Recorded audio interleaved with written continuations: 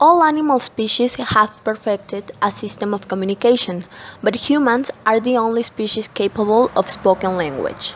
Effective communication is essential for a variety of reasons. It serves to inform, motivate, establish authority and control, and allows for emotive expressions. For humans in particular, communication is also vital for creating a sense of social cohesion. Just as mankind has evolved over the centuries, our means of communication have followed suit.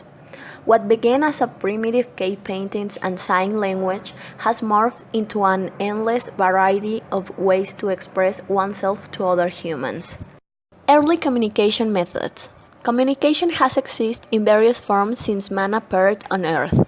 The methods, however, consisted of a disorganized set of signs that could have different meanings to each human using them.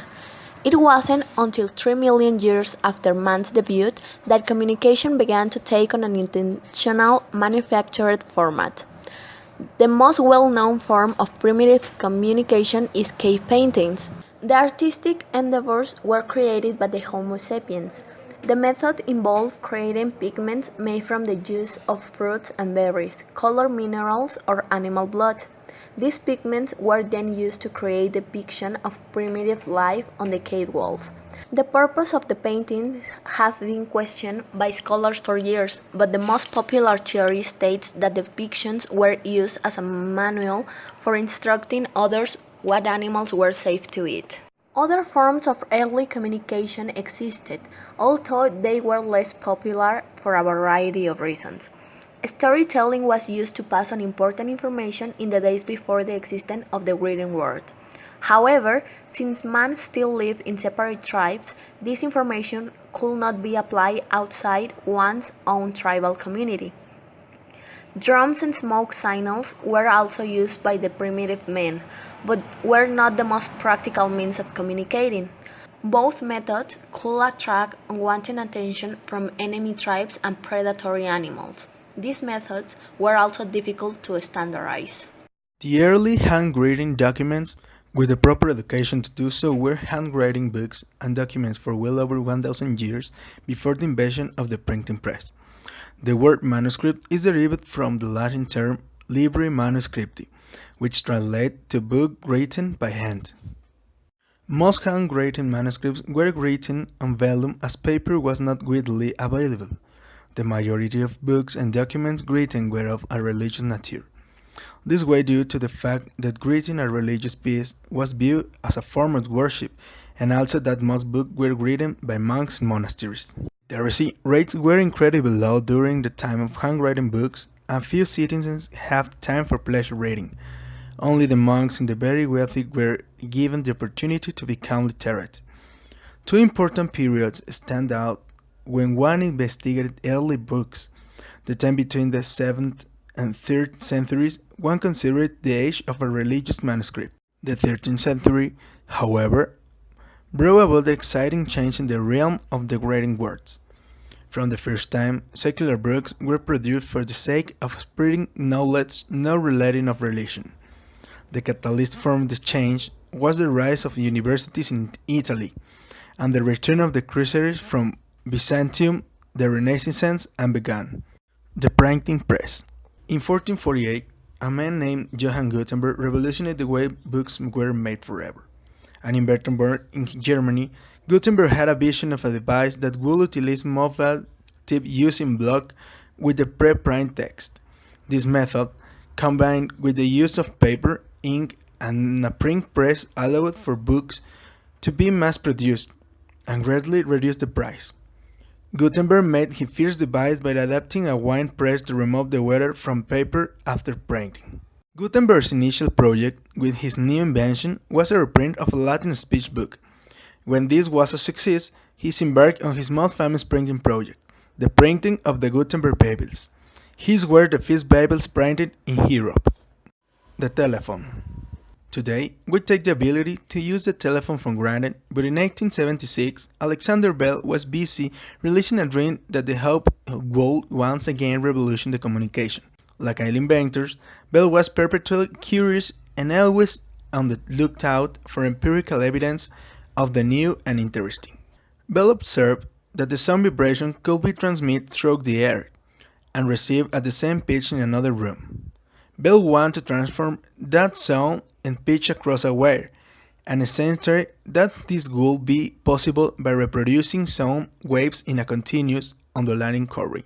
Once providing the theory, Bell realized the same concept could be applied to human speech, and it is composed of many complex sound vibrations. A few trial and errors later, and the modern telephone was born.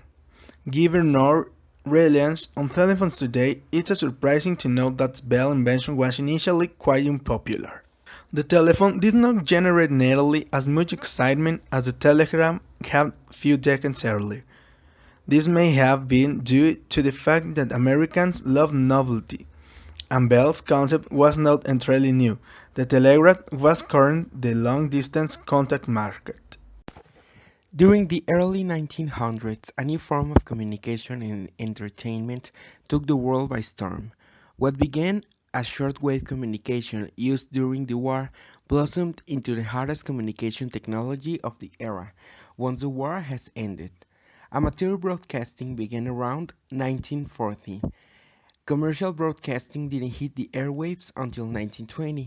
Radio was unregulated until 1925 when the Federal Communications Commission stepped in. At this point, approximately 2 million homes had radios and there were several 100 stations broadcasting thousands of programs. The technology advanced so fast that new radios were obsolete within 3 to 6 months.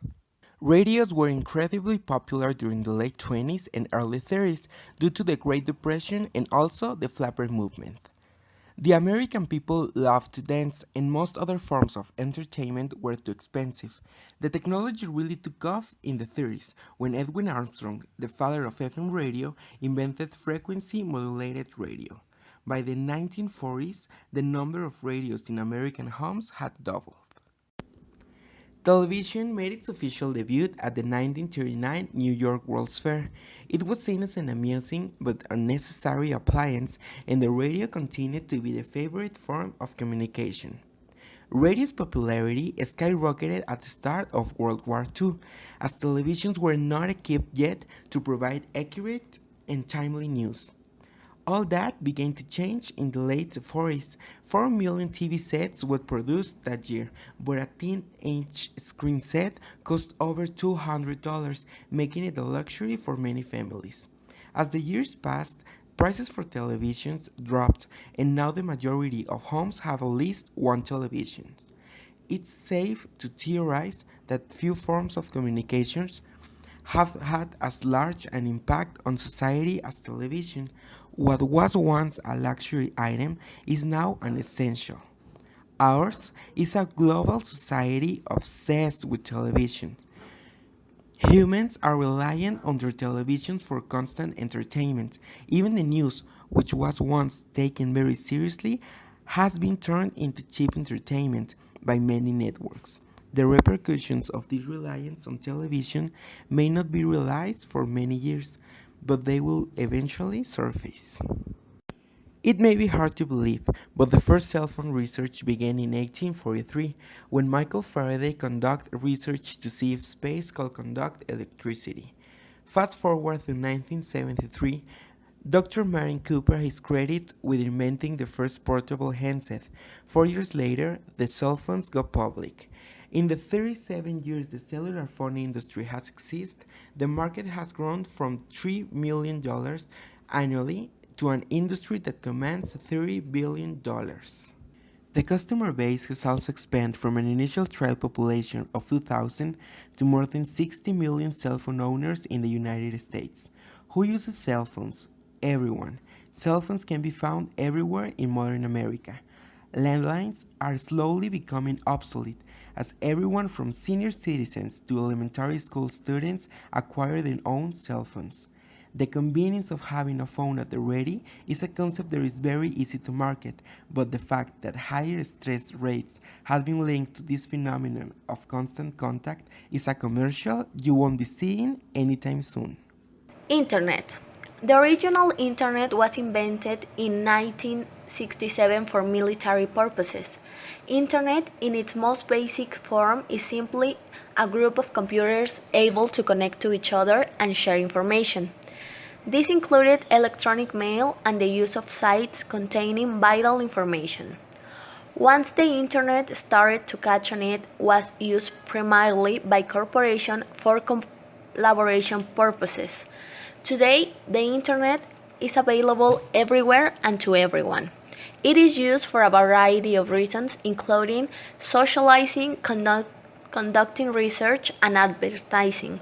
It has even surpassed the television as a source of communication because you can receive any information you want instantaneously. One click of a button and a website will load with whatever information you have requested.